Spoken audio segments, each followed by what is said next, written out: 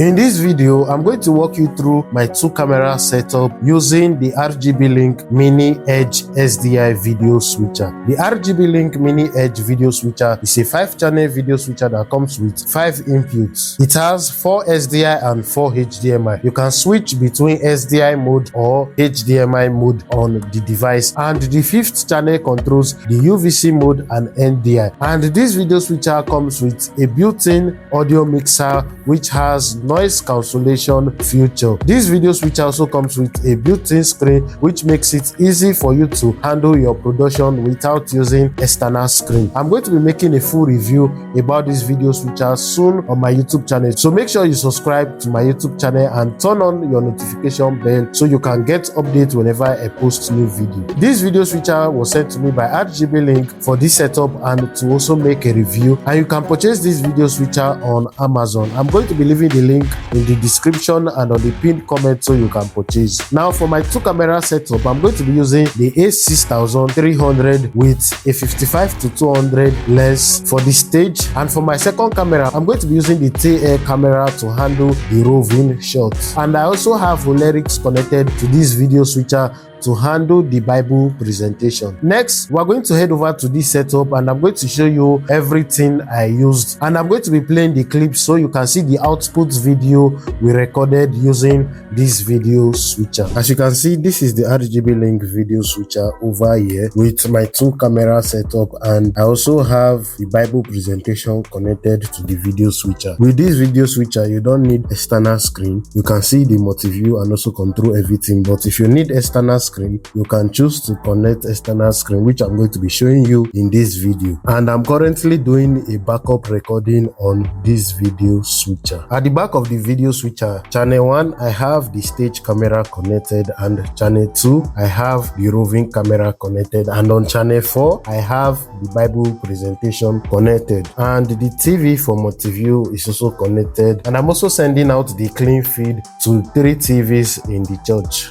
And as you can see, I also have my UDIX connected for the recording, and I'm also sending out the USB output for video into my system, which I'm going to be showing later on in this video. These are all the things I have connected to the switcher, and as you can see, the multi-view is connected to a bigger screen. Now for my audio, I'm using another audio interface which is connected to my system for OBS Studio. I'm going to be showing that later on in this video. The reason why I'm using this audio interface is because I have one facing the stage for the speaker and 2 facing the audience, and also my multi-view TV. So when I connect the audio directly to the video mixer, the audio will enter the TV, and the remote to mute the 3 TV is not currently available. So whenever I connect the audio, it will be echoing back into the mic. So that is the reason why I am not currently connecting audio to the video mixer. Now this is my system, which I'm currently using OBS Studio to do the main recording, which has the audio